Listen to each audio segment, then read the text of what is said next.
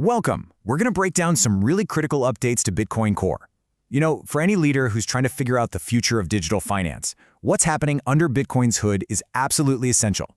So let's decode what these changes really mean for efficiency, for scalability, and ultimately for your business.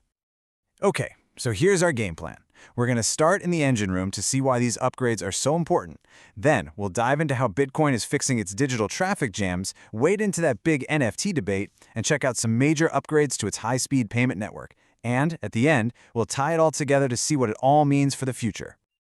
Right. So the first thing to get is that Bitcoin isn't some static thing that was just created and left alone. Not at all. It's better to think of it as a living, breathing system. It's constantly being tweaked and improved by developers all over the world to make it stronger, more efficient, and ready to handle global demand. All right, let's jump into our first key area of innovation, solving Bitcoin's digital traffic jams. This is really about tackling a huge challenge for any payment network, right?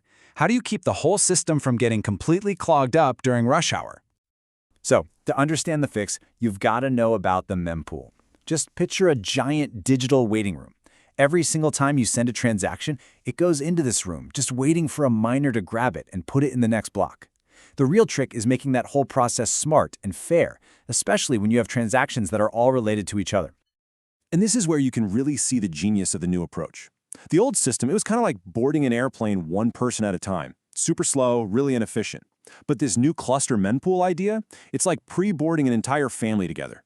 It groups all the related transactions, lets miners look at the whole cluster at once, and bam, the whole process gets way faster.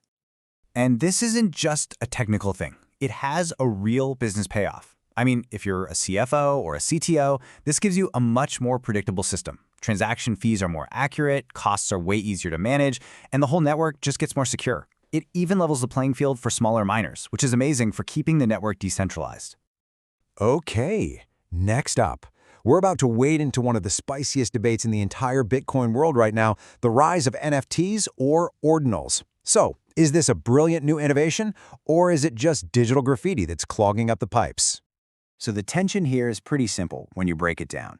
Bitcoin was built to be digital cash, right? Peer-to-peer electronic money. But because the code is so flexible, people figured out you can store other stuff on it, like images. So the billion-dollar question is, does this new feature help Bitcoin's mission, or does it hurt it? And this quote from Merch, a key developer, just hits the nail on the head. He's basically saying that Bitcoin's true power, its real value, is as money. If that gets pushed aside by other things, the network could lose the very thing that makes it so revolutionary. Now, the solution from the developer community isn't to just ban this stuff. That's not how Bitcoin works. It's censorship resistant. The really smart idea is to channel it. By encouraging everyone to use this dedicated data field called OP_return, you can store all that non-financial data without gumming up the main financial records. It's a way to preserve the network's health for the long run. All right, let's switch gears and talk about Bitcoin's high-speed rail system, the Lightning Network. This is the tech that allows for instant, super low-cost payments. But for it to really work for businesses at scale, it has to be absolutely rock-solid and reliable. You see, the old system had this one pretty big flaw. When you opened a payment channel, you had to agree on the closing fee way in advance. But what happens if network traffic suddenly spikes, and that fee you agreed on is now way too low? Well, your channel could get stuck or even be forced to close. It was just a brittle way of doing things. But here comes the breakthrough: trunk transactions. And this is such an elegant fix, it completely changes the game. Think of it like running a bar tab. Instead of paying for every single drink, you settle up at the very end. With trunk transactions, the closing fee for the channel is decided dynamically right when it closes, based on what the network fees are at that exact moment. So what does this actually mean for your business? The bottom line is huge. Payments just got a whole lot more reliable.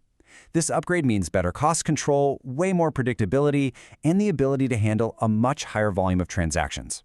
It really makes the network stronger for absolutely everyone. Okay, so let's zoom back out. We've talked about the mempool, we've talked about NFTs, we've talked about Lightning. Now let's put it all together and see what all these tech upgrades mean for the big picture. So what are the big takeaways? When you look at all these upgrades together, you start to see a really clear picture. Cluster Mempool makes the main network more efficient. Smart policies like OPR return help manage new ideas like NFTs, and trunk transactions make the scaling layer way more robust. See, every one of these solutions is working toward the same goal, building a more powerful, more resilient global financial network. And underneath all of the technical work, there's a cultural principle that is just so important. In an open-source world filled with passionate people, the focus has to be on attacking the ideas, not the people. It's the only way you can work through these really complex problems and make sure the best solutions actually win. And that leaves us with one final, powerful thought. All these constant, intelligent, collaborative upgrades we've just talked about, these aren't just small tweaks. They're fundamental improvements that prove Bitcoin is on a serious trajectory. The question really isn't if it can scale anymore. It's about watching as it actively builds itself into the future-ready financial backbone for the entire digital economy.